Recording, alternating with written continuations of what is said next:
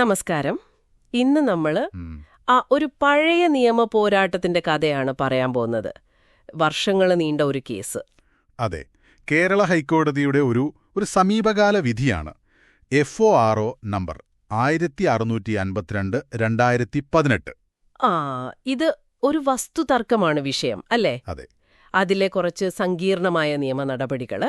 ഒരാൾക്ക് തോന്നുകയാണ് താൻ വഞ്ചിക്കപ്പെട്ടു, തനിക്കെതിരെ കിട്ടിയ ഒരു കോടതി വിധി ശരിയല്ല എന്ന്. അപ്പൊ എന്ത് ചെയ്യും? അതെ, അതാണ് ചോദ്യം. 2025 ജൂലൈ 11 വന്ന വിധിയാണിത്. പ്രധാന പ്രശ്നം, ഈ വഞ്ചനയിലൂടെ നേടിയെന്ന് പറയുന്ന ഒരു വിധിക്കെതിരെ പുതിയൊരു കേസ് കൊടുക്കാൻ പറ്റുമോ, അതോ സാധാരണ നിയമവഴികൾ മാത്രം മതിയോ? ശരി, അപ്പൊ നമ്മുടെ കയ്യിൽ ഈ ഹൈക്കോടതി വിധിയുടെ വിശദാംശങ്ങളുണ്ട്. നമുക്കിതിലൂടെ ഒന്ന് പോയി നോക്കാം. എന്താണ് സംഭവിച്ചത്, എന്താണ് കോടതി അവസാനം പറഞ്ഞത്, പിന്നെ ഇത് കേൾക്കുന്ന നിങ്ങൾക്കിതെങ്ങനെ പ്രധാനമാകുന്നു എന്നൊക്കെ നോക്കാം. തുടങ്ങാം, അല്ലേ? തീർച്ചയായും.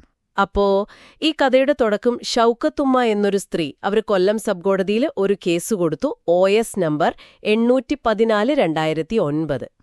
അഹമ്മദ് ബഷീർ പിന്നെ മറ്റൊരാൾ ഇവർക്കെതിരെ. ഈ അഹമ്മദ് ബഷീറാണ് ഇപ്പൊ ഹൈക്കോടതിയിൽ ഈ അപ്പീലുമായി വന്നിരിക്കുന്നത്. ശരിയാണ്. ഷൗക്കത്തുമ്മയുടെ ആവശ്യം ഇതായിരുന്നു. മുമ്പ്, അതായത് 2002 കൊല്ലം ജില്ലാ കോടതിയിൽ ഒരു അപ്പീൽ വിധി AS നമ്പർ 922002 ഉണ്ടായിരുന്നു. അത് അഹമ്മദ് ബഷീറിന് അനുകൂലമായിരുന്നു. ആ വിധി അത് വഞ്ചനയിലൂടെയും ഒത്തുകളിയിലൂടെയും നേടിയതാണ്. അത് റദ്ദാക്കണമെന്നതായിരുന്നു പ്രധാന ആവശ്യം. വഞ്ചന, ഒത്തുകളി ഗുരുതരമായ ആരോപണങ്ങളാണല്ലോ. അതെ.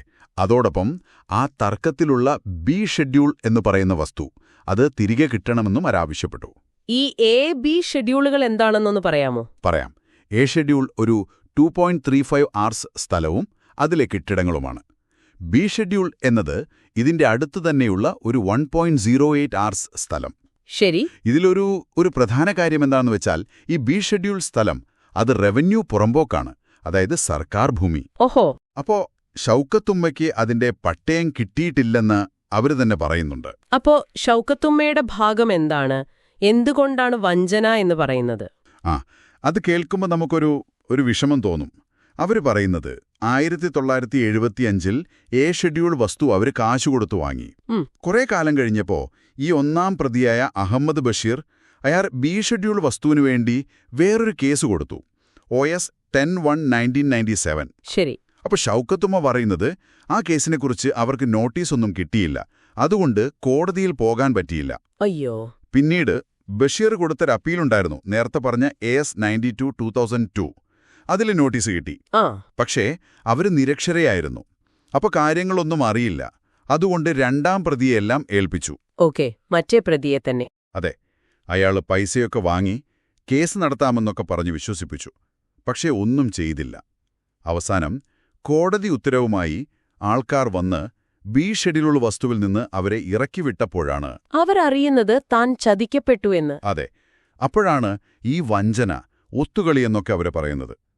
പ്രതികൾ രണ്ടാളും കൂടി കോടതിയെ തെറ്റിദ്ധരിപ്പിച്ച് വിധി സമ്പാദിച്ചുവെന്ന്. ഇതിനിടയില് ഷൗക്കത്തുമ്മ മരിച്ചുപോയല്ലേ? അതെ. അപ്പോ അവരുടെ അനന്തരാവകാശികൾ, മക്കള് കേസിൽ കക്ഷി ചേർന്നു. പിന്നെ സ്ഥലം പുറമ്പോക്കായതുകൊണ്ട് സർക്കാരും കക്ഷിയായി, തഹസീൽദാർ, വില്ലേജ് ഓഫീസറൊക്കെ. ശരി.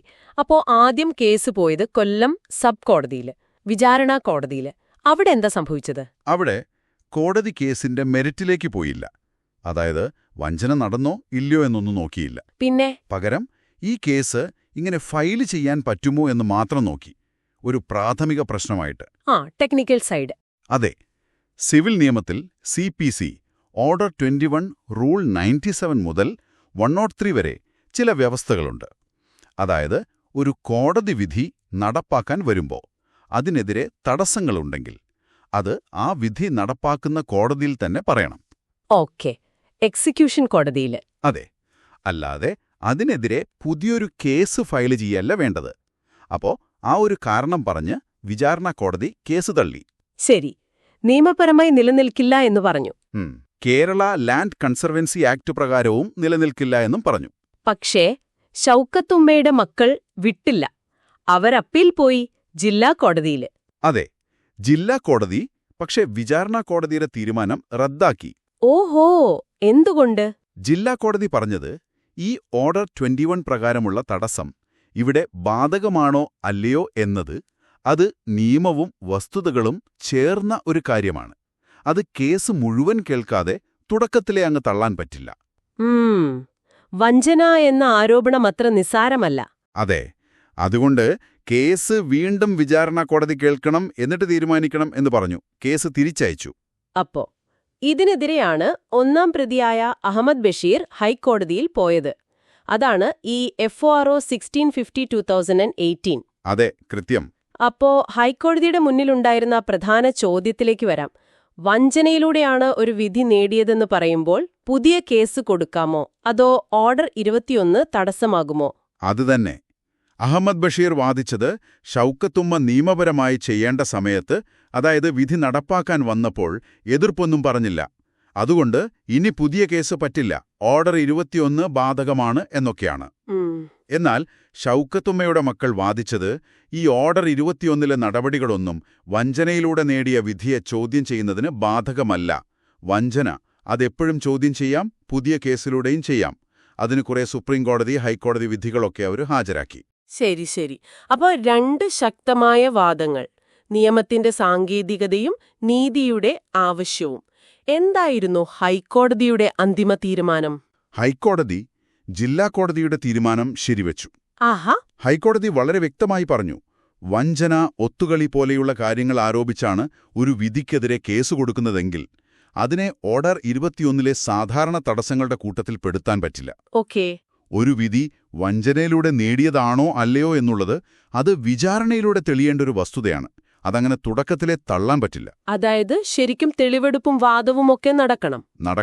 അതുകൊണ്ട് കേസ് വീണ്ടും വിചാരണ കോടതിയിലേക്ക് അയച്ച ജില്ലാ കോടതിയുടെ ഉത്തരവ് ഹൈക്കോടതി ശരിവച്ചു. അഹമ്മദ് ബഷീറിന്റെ അപ്പീല് തള്ളിക്കഴിഞ്ഞു. അപ്പോ ചുരുക്കി പറഞ്ഞാൽ കേസ് വീണ്ടും തുടങ്ങിയയിടത്തേക്ക്, കൊല്ലം സബ് കോടതിയിലേക്ക്. അവിടെ ഇനി വഞ്ചന നടന്നോ എന്ന് വിശദമായി പരിശോധിക്കും. അതെ, ഇനി അവിടെ വിചാരണ നടക്കും. അപ്പോ ഈ കേസിൽ നിന്ന് നമുക്ക്, അല്ലെങ്കിൽ ഇത് കേൾക്കുന്ന നിങ്ങൾക്ക് മനസ്സിലാക്കാവുന്നൊരു പ്രധാന കാര്യം എന്താണ്? ഇവൺ പോലെയുള്ളവ അത് തർക്കങ്ങൾ പെട്ടെന്ന് തീർക്കാനും നീണ്ടു പോകാതിരിക്കാനുമാണ്. ശരിയാണ്. പക്ഷേ ആ നിയമത്തിന്റെ അടിസ്ഥാനത്തെ തന്നെ ചോദ്യം ചെയ്യുന്ന രീതിയിൽ വഞ്ചന പോലെ അങ്ങനെയുള്ള കാര്യങ്ങൾ വരുമ്പോൾ നീതി ഉറപ്പാക്കാൻ കോടതികൾ ചിലപ്പോൾ ആ സാങ്കേതിക തടസ്സങ്ങൾക്കപ്പുറം കടന്ന് ചിന്തിക്കും. നിയമം നീതിക്ക് വേണ്ടിയാണല്ലോ. തീർച്ചയായും അതാണ് ഇവിടെ കാണുന്നത്.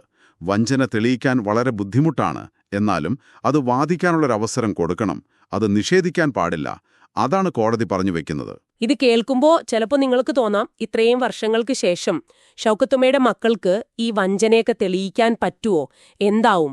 പിന്നെ ആ പുറമ്പോക്ക് ഭൂമിയുടെ കാര്യം, അതിനി സർക്കാരിന്റെ കയ്യിലാണോ, അതോ ഇവർക്ക് കിട്ടുവോ? അതൊക്കെ ഇനി വിചാരണയിൽ തെളിയേണ്ട കാര്യങ്ങളാണ്. അതെ. പിന്നെ നമ്മുടെ നാട്ടിലെ കേസുകളുടെ ഈ കാലതാമസം, അതും ഒരു വലിയ വിഷയമാണല്ലേ. എന്തായാലും ഇത്തരം ചിന്തകളുമായി നമുക്ക് അടുത്ത തവണ കാണാം. ശരി.